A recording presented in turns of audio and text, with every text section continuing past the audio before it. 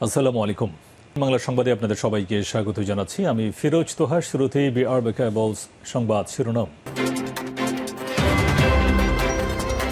জানিয়ে দেব এই মুহূর্তে হাতে পাওয়া সর্বশেষ গুরুত্বপূর্ণ আপডেট বাংলা সংবাদ। শুরুতেই থাকছে আর মাত্র ২৫ দিন পর ভারতে অবৈধ হয়ে যাবেন শেখ হাসিনা। সরকারি চাকরিতে কোটা সংস্কার নিয়ে ছাত্র জনতার বিক্ষোভের মুখে গত ৫ই অগাস্ট দেশ ছেড়ে পালিয়ে যান সাবেক প্রধানমন্ত্রী শেখ হাসিনা। ওই দিন ভারতে আশ্রয় নেন তিনি। ইতিমধ্যেই তিনি ভারতে ৩ সপ্তাহ কাটিয়ে ফেলেছেন। এর মধ্যে শেখ হাসিনা সহ তার সরকারের সব কূটনৈতিক লাল পাসপোর্ট বাতিল করেছে বাংলাদেশ সরকার। ভারতীয় সংবাদ মাধ্যম হিন্দুস্তান টাইমস জানিয়েছে, যেহেতু হাসিনা লাল পাসপোর্ট বাতিল করা হয়েছে, তাই তার ভারতের অবস্থানের সময় ফুরিয়ে আসছে। এবারে জানাবো ভারতের সঙ্গে শেখ হাসিনা সরকারের সব গোপন চুক্তি বাতিলের দাবি জানিয়েছেন বিএনপির সিনিয়র যুগ্ম মহাসচিব রুহুল কবির রিজভী। তিনি বলেন, স্বৈরাচার হাসিনার সরকার বিগত ১৫ বছরে পার্শ্ববর্তী দেশ ভারতের সঙ্গে যে সমস্ত গোপন চুক্তি করেছে সেগুলো বাতিল করতে হবে। জানাবো বৈষম্য বিরোধী ছাত্র আন্দোলনের নতুন কর্মসূচি ঘোষণা। বৈষম্য বিরোধী ছাত্র আন্দোলন আগামীকাল রোববার থেকে বন্যা কবলিত এলাকায় গণরান্না কর্মসূচির পরিকল্পনা করেছে বলে জানিয়েছেন সংগঠনটির অন্যতম সমন্বয়ক হাসনাত আব্দুল্লাহ। শনিবার তিনি তার ফেসবুক পেজে এক পোস্টের মাধ্যমে এ পরিকল্পনার কথা জানিয়েছেন। এবারে থাকছে কি করতে চান দ্রুত জনগণের সামনে উপস্থাপন করুন। অন্তর্বর্তী সরকারের কাছে অনেক প্রত্যাশা রয়েছে উল্লেখ করে বিএনপির মহাসচিব মির্জা ফখরুল ইসলাম আলমগীর বলেছেন, অন্তর্বর্তী সরকারের কাছে আমাদের প্রত্যাশা অনেক। আমরা সবাই মনে করি এই অন্তর্বর্তী সরকার যৌক্তিক সময়ের মধ্যে একটা সুষ্ঠু নির্বাচনের ব্যবস্থা করবেন। প্রধান উপদেষ্টা অতি দ্রুত জনগণের সামনে কি করতে চান সেটা উপস্থাপন করবেন। আমরা আশা করি একটা রোডম্যাপের মাধ্যমে তিনি অতি দ্রুত নির্বাচনের ব্যবস্থা করবেন। এদিকে বাংলাদেশে নিযুক্ত যুক্তরাষ্ট্রের সাবেক রাষ্ট্রদূত মার্শা বানিকাটের গাড়িতে হামলার ঘটনায় দায়ের করা মামলার অন্যতম আসামি সাবেক সংসদ সদস্য সাদেক খানকে গ্রেপ্তার করেছে পুলিশ। শনিবার সন্ধ্যায় তাকে গ্রেপ্তার করা হয় বলে জানা গেছে। এবং সর্বশেষ জানাবো আন্তর্জাতিক সংবাদ। নেতানিয়াহুর কূটচালের বলি হতে যাচ্ছে জর্ডান। ফিলিস্তিনের স্বাধীনতাকামী সংগঠনের সঙ্গে ইসরায়েলের যুদ্ধবিরতি দফায় দফায় ব্যর্থ হয়েছে। এখন বিশ্বের কাছে এটা স্পষ্ট হয়ে গেছে, ইসরায়েলের প্রধানমন্ত্রী বেঞ্জামিন নেতানিয়াহুর কারণেই বারবার ভেস্তে যাচ্ছে আলোচনা। এতক্ষণ শিরোনাম শুনছিলেন, এবার বিস্তারিত। প্রিয় দর্শক, আপনি যদি এই চ্যানেলে নতুন হয়ে থাকেন, ভিডিওটি দেখতে দেখতে চ্যানেলটি সাবস্ক্রাইব করে আমাদের সঙ্গেই থাকুন। আর এই ভিডিও সম্পর্কে আপনি আপনার মূল্যবান মতামতটি কমেন্ট বক্সে জানিয়ে দিন। আর হ্যাঁ প্রিয় দর্শক, জানিয়ে দিন ভিডিওটি কোথা থেকে দেখছেন। আর মাত্র ২৫ দিন পর ভারতে অবৈধ হয়ে যাবেন শেখ হাসিনা। সরকারি চাকুরিতে কোটা সংস্কার নিয়ে ছাত্র জনতার বিক্ষোভের মুখে গত ৫ই অগাস্ট দেশ ছেড়ে পালিয়ে যান সাবেক প্রধানমন্ত্রী শেখ হাসিনা। ওই দিন ভারতে আশ্রয় নেন তিনি। ইতিমধ্যে তিনি ভারতে ৩ সপ্তাহ কাটিয়ে ফেলেছেন। এরই মধ্যে শেখ হাসিনা সহ তার সরকারের সব কূটনৈতিক লাল পাসপোর্ট বাতিল করেছে বাংলাদেশ সরকার। ভারতীয় সংবাদ মাধ্যম হিন্দুস্তান টাইমস জানিয়েছে, যেহেতু হাসিনা লাল পাসপোর্ট বাতিল করা হয়েছে, তাই তার ভারতের অবস্থানের সময় ফুরিয়ে আসছে। বাংলাদেশ সরকারের একটি সূত্র জানিয়েছে, শেখ হাসিনা যখন দেশ থেকে পালান তখন তার কাছে শুধুমাত্র লাল পাসপোর্টই ছিল, সাধারণ সবুজ পাসপোর্ট ছিল না। ভারতের ভিসা নীতি অনুযায়ী যেসব বাংলাদেশের কাছে কূটনৈতিক লাল পাসপোর্ট আছে তারা ভিসা ছাড়াই ভারতে প্রবেশ এবং সর্বোচ্চ ৪৫ দিন অবস্থান করতে পারবেন সেখানে। শনিবার পর্যন্ত শেখ হাসিনার ২০ দিন ভারতে কাটিয়ে ফেলেছেন। ফলে আর মাত্র ২৫ দিন পর বৈধ উপায়ে তার ভারতে থাকার সময় শেষ হয়ে যাবে। এরপর তিনি হয়ে যাবেন অবৈধ। হিন্দুস্তান টাইমস আরও জানিয়েছে, কূটনৈতিক পাসপোর্ট বাতিল হওয়ায় শেখ হাসিনার ভারত থেকে বাংলাদেশে প্রত্যাবর্তনের ঝুঁকিও বেড়ে গেছে। শেখ হাসিনার বিরুদ্ধে এখন পর্যন্ত ৫১টি মামলা রয়েছে, যার মধ্যে ৪২টি হত্যা মামলা। এসব মামলায় তার বিরুদ্ধে বিচার শুরু হবে। শেখ হাসিনার প্রত্যাবর্তন বিষয়টি ২০১৩ সালের বাংলাদেশ ভারতের মধ্যে হওয়া প্রত্যাবর্তন চুক্তির মধ্যে পড়বে। ২০১৬ সালে চুক্তিটি সংশোধন করা হয়। এতে বলা হয়, রাজনৈতিক বিবেচনায় করা মামলায় আসামি হলে অভিযুক্ত ব্যক্তিকে প্রত্যাবর্তন বা ফেরত দিতে অস্বীকৃতি জানানো যাবে। কিন্তু এই চুক্তিতে হত্যা মামলার বিষয়টি স্পষ্টভাবে রাজনৈতিক বিবেচনার বাইরে রাখা হয়েছে।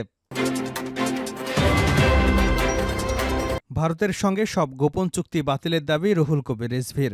ভারতের সঙ্গে শেখ হাসিনা সরকারের সব গোপন চুক্তি বাতিলের দাবি জানিয়েছেন বিএনপির সিনিয়র যুগ্ম মহাসচিব রুহুল কবির রিজভী। তিনি বলেন, স্বৈরাচার হাসিনা সরকার বিগত ১৫ বছরে পার্শ্ববর্তী দেশ ভারতের সঙ্গে যে সমস্ত গোপন চুক্তি করেছে সেগুলো বাতিল করতে হবে।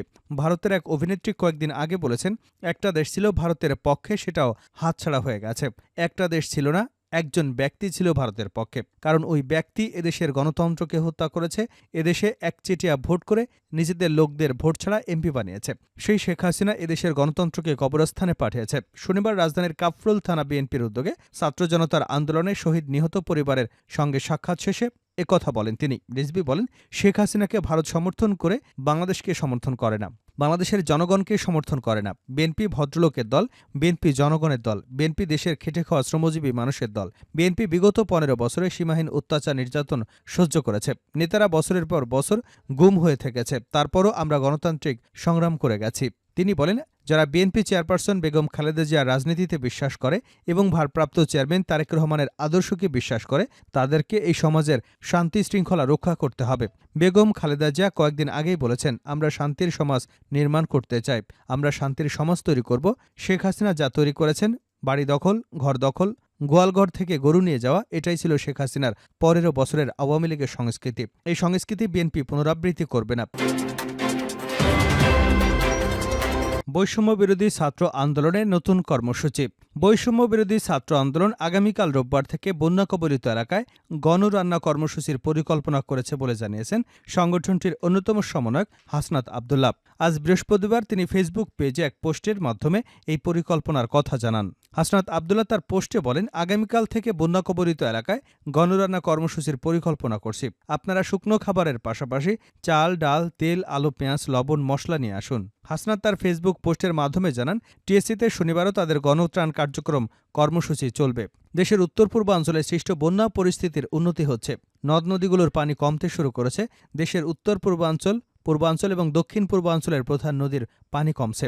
বন্যার তথ্য কেন্দ্র বলছে, গত ২৪ ঘণ্টায় পূর্বাঞ্চলীয় কুমিল্লা, ব্রাহ্মণবাড়িয়া, ফেনী জেলার ভারতীয় ত্রিপুরা সীমান্তবর্তী অঞ্চল এবং ত্রিপুরা প্রদেশের অভ্যন্তরীণ অববাহিকায় তেমন বৃষ্টি হয়নি। উজানে নদ নদীর পানি কমছে। বর্তমানে মৌলভীবাজার, হবিগঞ্জ, ফেনী, কুমিল্লা ও চট্টগ্রাম জেলার নিম্নাঞ্চলে বিদ্যমান বন্যা পরিস্থিতি বুধবার থেকে উন্নতি শুরু হয়েছে এবং তা অব্যাহত আছে।